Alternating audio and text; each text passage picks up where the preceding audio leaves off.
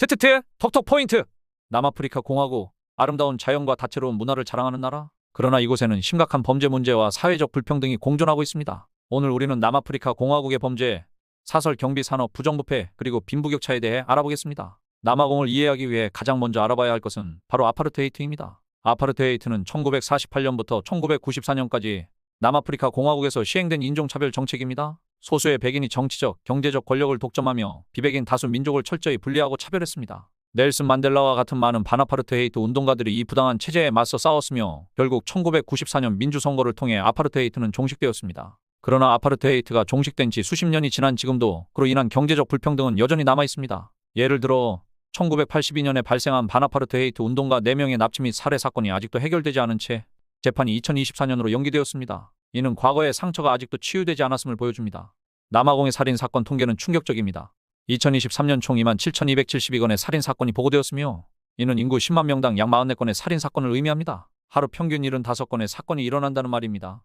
비교를 위해 한국의 살인 사건 통계를 살펴보면 연간 약 360건의 살인 사건이 보고되었으며 이는 인구 10만 명당 약 0.7건에 해당합니다. 남아공의 살인율은 한국과 비교 자체가 불가능한 지경입니다. 성범죄 역시 남아공에서 심각한 문제로 대두되고 있습니다. 2023년 47,908건의 강간 사건이 보고되었으며 이는 인구 10만 명당 약 77.3건에 해당합니다. 하루 평균 131건의 강간 사건이 일어난다는 말입니다.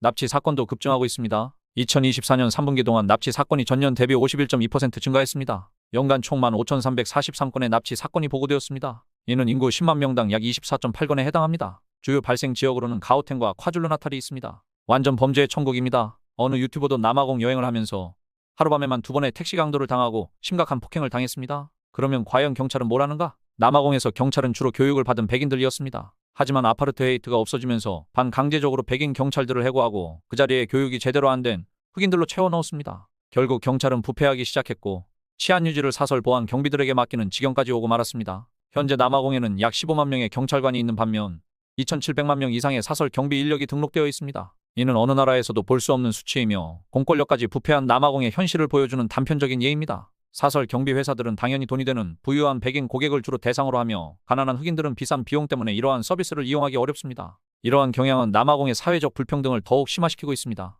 정부의 부정부패 문제 역시 심각합니다. 대표적인 사건으로 팜게이트 스캔들이 있습니다. 2020년 그의 개인 농장에서 약 400만 달러가 도난당했으며 이 돈의 출처와 신고 여부에 대해 많은 의문이 제기되었습니다. 라마포사는 모든 혐의를 부인하고 있지만 이 사건으로 그의 임기 연장 여부와 정치적 미래에 큰 타격을 입었습니다. 남아프리카 공화국은 세계에서 가장 빈부격차가 심한 나라 중 하나로 꼽힙니다. 상위 0.1%가 전체 부의 30%를 소유하고 있으며 하위 90%는 전체 부의 15% 미만을 소유하고 있습니다. 상위 3,500명이 하위 3,200만 명보다 1만 배 이상의 부를 소유하고 있는 상황입니다. 이러한 빈부격차는 과거 아파르테이트 정책에서 기인한 경제적 불평등이 여전히 해소되지 않았음을 보여줍니다. 백인은 남아공 인구의 약 7.3%를 차지하지만 상위 10%가 전체 자산의 80% 이상을 보유하고 있습니다. 백인의 월 평균 소득은 흑인의 10배에 달하며 가구 자산 기준으로 흑인 가구는 백인 가구의 5% 수준에 불과합니다. 또한 재미있는 점은 이런 환경이지만 남아공 출신의 유명인들이 많습니다. 대표적인 예로 넬슨 만델라가 있고 판타지계의 거장인 톨킨이 있습니다. 세계적인 사업가로 일론 머스크가 있습니다.